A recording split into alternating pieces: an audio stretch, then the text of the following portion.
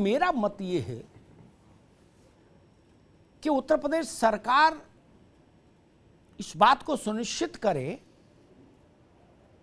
कि 17 से पहले जो भी तिथि तय हो वहां स्थानीय प्रशासन की सुविधा से सर्वे की, उस तिथि पर ऐसा बंदोबस्त हो कि फिर हिंदुस्तान में कश्मीर से कन्याकुमारी, असम से गुजरात तक किसी जज को यह लिखने की जरूरत नहीं पड़े कि हमको जान का खतरा है। पिन ड्रॉप साइलेंस में सर्वे होना चाहिए, पिन ड्रॉप साइलेंस में। अपने अपने घरों में रहिए, वहां दुखी होइए सुखी होइए, जो करना वहां करिए, ढोल बजाना तो वहां बजाइए और दुखी होना तो वहां घर में होइए। सड़कें साफ होनी चाहिए काशी की, ऐसा कराइए, कौन रोकता है? इसके लिए पुलिस लगानी हो पुलिस लगाइए, पैरामिलिट्री फोर्स लगानी हो पैरामिलिट्री फोर्स लगे, और मान रखना है न्यायालय का और जजों के मन से भय निकालना है तो आर्मी भी लगानी पड़े तो काशी में लगाइए। एक छेनी से ताला टूटना चाहिए, एक हथौड़ी से सीधे अंदर। क्या तमाशा है और क्यों तमाशा है? यह अच्छा नहीं लगता कि जज ये लिखें, मैंने पढ़ा है, मैं उसको यहां रख के और कटुता नहीं बढ़ाना चाहता, लेकिन सरकार की जिम्मेदारी है, जवाबदारी है। और एक बात बड़ी कही मेरे मित्र मोइन साहब ने कि मूर्ति पूजक देश है, कहीं भी मूर्ति निकल सकती, ठीक बात है। लेकिन मैं बहुत विनम्रता से कहूंगा, मैं उन लोगों में से नहीं, मोइन पठान, जो लाल किला, कुतुब मीनार और ताज मानसिंह और होटल ओबेराय और जहां जो अच्छी बिल्डिंग दिखे उसी पर पिटीशन लगा दें और कहीं इसके नीचे मंदिर है, मैं इन सब बातों में नहीं पड़ता कि जामा मस्जिद में भी शिव मंदिर है और वहां भी है यहां भी, ये सब नॉनसेंस, कुछ नहीं मैंने पढ़ता। लेकिन मुझे ये भी मंजूर नहीं कि ये कहने की कोई कोशिश करे काशी, मथुरा और अयोध्या के संदर्भ में कि ये तो मूर्ति पूजकों का देश है, मूर्ति तो कहीं भी निकल सकती, ये ठीक नहीं, ये फिर हिमाकत हो जाएगी। उन 3 जगहों को आपको छोड़ना होगा, ये कहने से बचना होगा उन 3 जगहों पर। मुझे बता दीजिए एक हिंदुस्तान का दृष्टांत। अभी आपने तमाम लोगों के उद्धरण पढ़े, हर जगह के लिए अलग अलग इतिहासकारों ने अपने अपने ढंग से लिखा है, उसके कई कारण हो सकते हैं, ऐसा क्यों लिखा और वैसा क्यों नहीं लिखा, मैं इस विवाद में नहीं जाना चाहता। लेकिन किसी ने ऐसा कहा क्या? शिव पुराण में कहा गया कि शिव ने कहा कि बाकी सब जगह जो है सो है, लेकिन काशी मेरी देह है। क्या ऐसा कहीं दूसरे स्थान के लिए किसी ने क्लेम किया? रामलाल श्यामलाल किसी ने कहीं किताब में भाषण में बोला हो तो ले आइए। किसी ने बोला कि राम अयोध्या में नहीं पैदा हुए, गंज डुंडवारा में पैदा हुए? किसी ने बोला? कभी बोला? ना बाबर के समय कोई बोला, ना अकबर के समय किसी ने कहा डर के मारे कि राम दूसरी जगह पैदा हुए थे। बोले बवाल काटो यार, दूसरी जगह शिफ्ट कर दो इनको। औरंगजेब के समय भी नहीं, और बहादुर शाह जफर के समय में भी नहीं, और मुगलों अंग्रेजों के समय में भी नहीं, और अपने शासन में भी नहीं। 500 साल लड़ाई लड़ी, कई लाख लोग मारे गए, कई लाख। लेकिन भारत ने ये घोषणा नहीं बदली कि अयोध्या के अलावा कोई जगह मंजूर, उस स्थान के अलावा कोई दूसरी जगह मंजूर नहीं की। अयोध्या तो छोड़िए,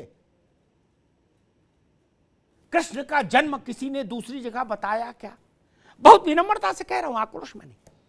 किसी ने बताया क्या कि चलो थोड़ा फर्रुखाबाद तक शिफ्ट कर लेते हैं? बोले ना तो फर्रुखाबाद दूर हो जाएगा, फिरोजाबाद कर लो ना, हमारी ना तुम्हारी, चलो। तब तक अभिषेक भाई आ गए, बोले समाजवादी पार्टी की बेल्ट है भाई साहब, एक काम करो शिकोहाबाद ने फिरोजाबाद करा दो, इसी मोहर लगा दो। ऐसा तो नहीं कहा किसी ने कि कहा उस स्थान के अलावा कहीं नहीं माना, वहीं सिर पटका, वहीं प्राण दे दिया हजारों साल से लोगों उनका कुछ तो एहतराम करो उन चीजों का। आप काशी को किसी के घर में निकलने वाली मूर्ति के बराबर रख देंगे क्या? नहीं मित्र, ये ठीक नहीं। मैं बार बार कहता हूं, इन तीनों जगहों को उतना ही एहतराम दीजिए जितनी आपके मन में मक्का और मदीना के लिए जगह है,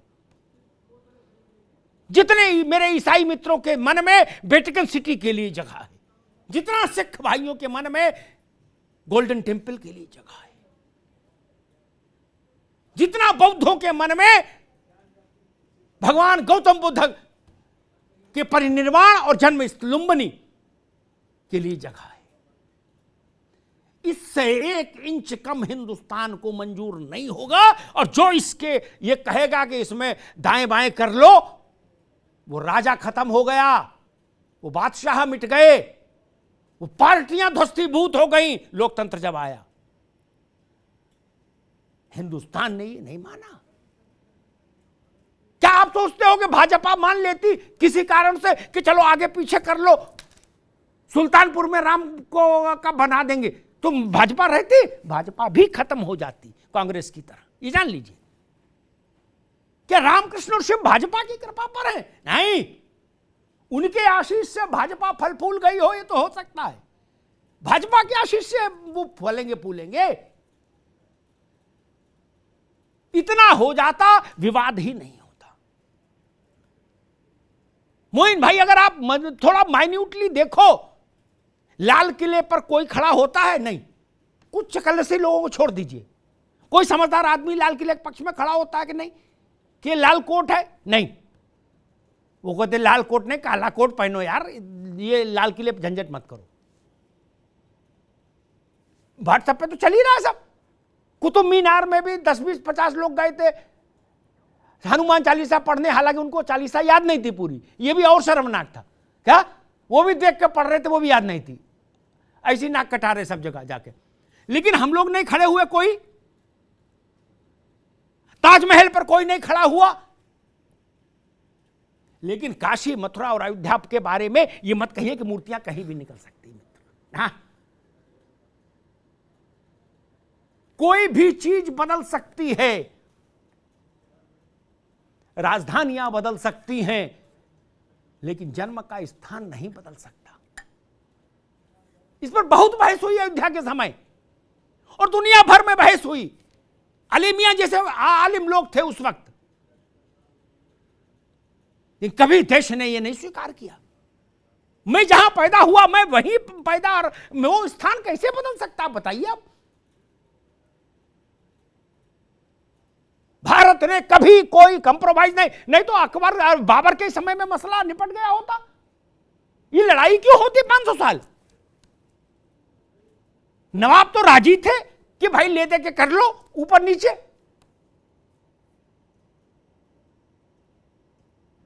और जो बात आपने कही टोडरमल वाली, वो उतनी ठीक है, लेकिन टोडरमल से पहले 4 बार काशी विश्वेश्वर महादेव का मंदिर टूटा। क्यों? विश्वेश्वर महादेव ने आपका क्या बिगाड़ा था उन लोगों का? फारस से चल के आदमी आया, तोड़ के चला गया, क्या बिगाड़ा था? और जो विग्रह निकले उनको आपने पायदान पर चिपकवा दिया ताकि लोग आए जाएं। और ये बात भी ठीक नहीं कि तब आपको रिवोल्ट कर देना चाहिए था, फिर मुगल कैसे रहे? रिवोल्ट हुए हैं मित्र, मैं उनकी उसमें जाना नहीं चाहता, मन खराब हो जाता है, मेरे आंखों से आंसू आ जाएंगे, हृदय भर जाएगा। एक छोटी सा संकेत देता हूं। काशी में एक बार संघर्ष हुआ था विश्वेश्वर महादेव को लेकर। अभिषेक बाबू सुन लीजिएगा, अभी जो काशी विश्वनाथ मंदिर है जहां है, ये रानी अहिल्या ने बनाया है? विश्वेश्वर महादेव वही हैं अभी, और मूल से वही थे विश्वेश्वर महादेव। एक बार युद्ध हुआ, संघर्ष हो गया काशी में, शिव के भक्त और औरंगजेब के समर्थकों में कहूंगा मैं पूरे मजहब को नहीं भी लाऊं। हजारों लोग मारे गए, ज्ञान बापी, ज्ञान का कुआं, बापी, व्यापी नहीं है, लोग गलत कहते हैं, बापी है शब्द। उसमें मालूम क्या हुआ था पठान साहब? उसमें एक ऐसे जानवर को मारकर उसका रक्त डाल दिया गया बाल्टियों से, जिसको हिंदू पवित्र मानते हैं। मैं नाम भी नहीं लूंगा। ये क्या था? ये क्या था? और फिर आप ये कहो कि भाई आप जिहाद क्यों नहीं कर दिए, आप लड़ाई क्यों नहीं कर दिए, आप मुगलों को भगा क्यों नहीं दिए?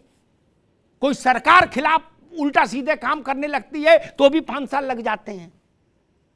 चुनाव में उससे निपट सकते, चुनाव के बीच में क्या करेंगे? और राजशाही में तो चुनाव भी नहीं था। और क्या कर सकते थे उसका एक उदाहरण देके बात समाप्त कर दूंगा। मित्रों को याद भी होगा, अभिषेक बाबू, मोइन भाई, इसी विश्वेश्वर महादेव के शिवलिंग को लेकर जब औरंगजेब ने आक्रमण किया इसको ध्वस्त करने के लिए, तब की बात, विश्वेश्वर औरंगजेब ने जब का आदेश से जब इस पर हुआ, महंत शिवलिंग को लेकर कुएं में कूद गए जीवित। उन्होंने कहा हम बच नहीं सकते, इनके पास शक्ति है। तो अपना स्वाभिमान और महादेव का मान बचाने के लिए जिंदा कूप में कूद गए। और कैसे लड़ते? तलवार से कोई मुल्क कैसे लड़ सकता है? इसके अलावा कल इतिहास कह दे यूक्रेन भी नहीं लड़ा रूस से, तो क्या मान लेंगे? हम देख रहे हैं ना लड़ाई।